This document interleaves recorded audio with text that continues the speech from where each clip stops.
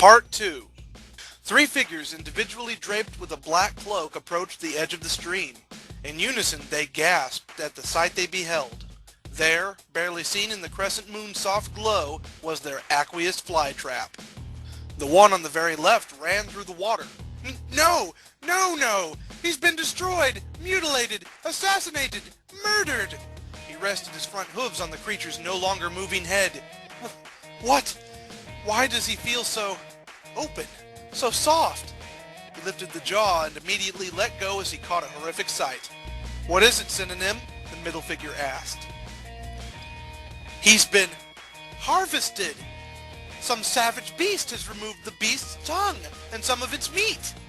He buried his face into his hooves, bawling over the plant.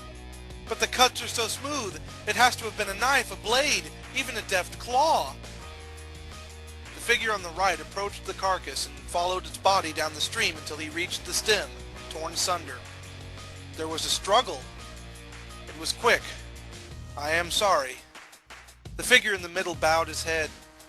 Synonym, it's done. Your plant was a good one. We caught travelers without lifting a hoof with him. We can give him a proper burial, but first we should find the thing that did this to him. He waded through the water and rested a hoof on Synonym's shoulder. He'd want that. Synonym quit his sniffling and raised his head slowly. You're right, he replied, wiping his nose. He would want us to do that. The figure in the middle turned his attention to the figure examining the stem. Triad. What is it? Do you see any tracks? He watched Triad walk around both sides of the stream until he stopped. I found tracks. They go forward, drenched with sap. With an uplifting voice and inherent sense of optimism, the middle figure stated, That's our guy, Synonym. Whoever did this couldn't have gotten far. Noticing that his partner seemed distant, he continued. Remember the time he spit on you with that sap? Triad laughed. He went nuts. The middle figure laughed. Yeah, you did. All we have to do is follow those tracks and look for a crazy person who smells like a pile of compost. Synonym put a hoof to hoof with an audible smack. Right. Triad, lead the way. Let's find this guy and return the favor. Doctor's orders for his just desserts. Make him reap what he sowed the day he harvested my plant. The middle figure turned his buddy around out of the water and walked alongside him. Easy, man. This guy took down a purple aqueous flytrap. We need to learn a bit about him first. They nodded their heads and faced Triad, who was waiting for them on the side of the stream. Lead the way, Triad. This way, please. Rolando? Rolando? Don't ignore Trixie. Wake up, Rolando. 5 more minutes. Fine, you can stay here if that's what you want. Trixie needs to continue moving on. Trixie thought it was obvious why she woke you up. She wants you to come with her. Really? She rolls her eyes. Don't be too grateful for Trixie. Any pony in their right mind wouldn't abandon someone like you. Yes, okay. Oh, before Trixie forgets, she made you some breakfast. It's some of the plant provisions. She scoots a plate forward that has a pile of freshly cooked plant carcass on it. You'll need your strength to come back if you want that wound to heal. Don't give me that look. Trixie knows it smells strange. Try a bite. Trixie promises it's safe. Rolando, take a bite. Trixie worked all morning to prepare you this food. Rolando! She levitates a fork with some of the breakfast hanging off the end. Are you going to be this rude to the mayor who saved your life? Didn't ask. Trixie saved you from that vicious plant, mends your wounds, gives you shelter, and feeds you breakfast. Take a bite of the food, Rolando. Take a bite. No pony tells Trixie no. Eat the plant. Trixie is becoming very frustrated. Take up. She stops the fork just centimeters away from the wheel. What did you just say?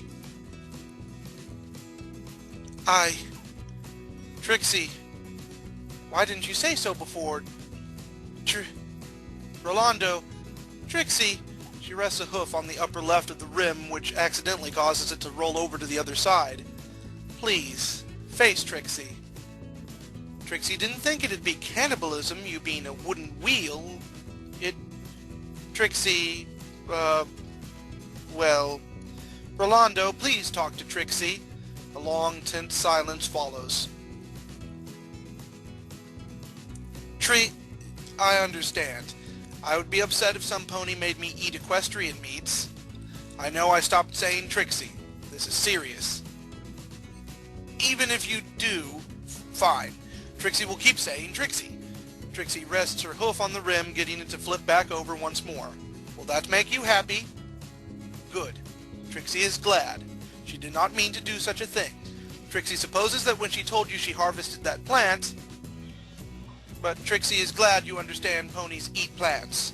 She understands how strange this must be. She wraps her hooves around the wheel. I know we've just met, Rolando, but you are the nicest person I have ever met. A quick peck on the cheek. Oh, sorry. Trixie did not mean to rest on your wound. She coyly grins. Trixie knows a way to make that feel all better.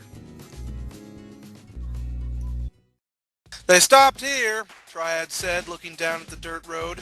Shortly following behind were his companions. The rightmost pony kicked a hoof into the ground, raising a cloud of dust. Come on, it can't just end, cease, terminate. Synonym, calm down, he replied, nudging him in the shoulder. Look over there. Synonym looked up and at first was greeted to the rising sun, but his eyes soon caught wisps of smoke in the air that still held a discernible line from their origin. In the far distance were the tips of buildings, and even closer was a caravan near a large boulder off of the road. See? His friend rested a hoof on his shoulder. I told you we'd find this guy. Looks like he's awake, though. We should do some recon behind that boulder, stay out of his line of sight. The trio nodded and began to tiptoe behind the rock. Is this ruffian florophobe working out? Synonym whispered, moving closer to Triad.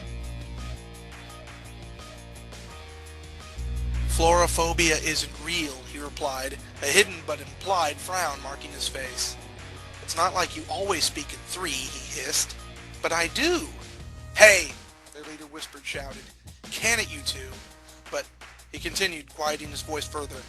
I think maybe he's working out or something, and he sounds kind of feminine, Triad finished. It's not entirely uncommon for male ponies to have a high voice pitch. They neared the rock and pressed up against it. The middle-cloaked figure nodded. Definitely a gal. Whatever workout she's doing has got to be a powerful set or something. She's grunting up a storm.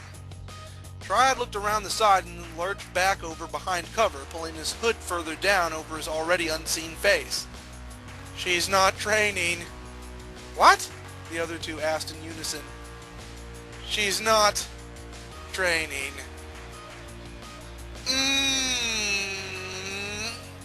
Synonym looked over on the right while the leader looked over the top. Holy Tartarus. You wonder if there was a serpent in her family as her slender tongue pushes harder against your rim. Her endurance is incredible, not losing lip lock for even a moment, breathing heavily from her nose as she tries to absorb every last moment. Her eyes open for a second with a mischievous allure. Soft, angelic pecks run down your spoke as she nears your center. You try to shift, but her hooves hold you in place against the log. You couldn't even move if you wanted to, which you don't. Teasingly, she comes back up to your rim and meets you once more. Rolando, Trixie wants something from you, more than anything else in the world. Her eyes drift down and then come back up, her eyes betraying that she was going to get it either way. She pushes a hoof up against the rim. Shh, don't speak. Trixie knows. She's ready. Her mouth trails down to your center. She eyes it hungrily, her mouth practically begging for it with every panting breath. Without warning, her tongue rolls around your axle rod slot with unbridled enthusiasm. That's something else, Triad whispered, adjusting the collar on his cloak. He hid himself behind the stone and faced his companions. What's next, Flicker? Synonym shared his attitude and turned to their leader. I guess we let her, finish, orgasm, find ecstasy, reach sexual nirvana. He shook his head and rested it in a hoof. Yeah, any of those. Then we rob her blind. She's doing us a favor being so close to town. We should do the right thing and help her deliver her supplies. They all stood idly behind the rock for a brief period of time, exchanging unseen glances. After a series of shrugs, they all clambered up the boulder and got a view of their target. And what a view it was. Truly something else. Give it to Trixie. Give it to her. Her legs wrap around you as best as they can, forcing you up against her. Oh yeah. Yes. Trixie wants it. Oh yes. Yes. Harder. Oh, Rolando. Whatever you're doing down there, don't stop. Don't! Her legs lose their grip a bit, rolling you slightly up against her soft folds. Rolando! Trixie can't much more! Her legs completely lose grip for a split moment. No, don't stop. Yes, Trixie wants it. I wanna. Trixie wants to. Yes. Rolando! Oh, horse feathers. She collapses while lying on her back, arms and legs sprawled out lazily. You fall on top of her gently, and she wraps one hoof around you, bringing your rim to her face. Oh, Rolando. That was everything Trixie imagined it to be, and more. You certainly had a lot more. I feel so lightheaded.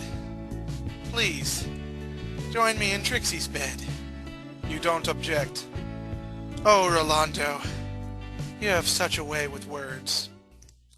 And so concludes part 2. As the final part rolls into place, so shall another and shall complete the rotation from love to loss. It is a natural part of the cycle, and nobody knows the circle of romance better than Rolando!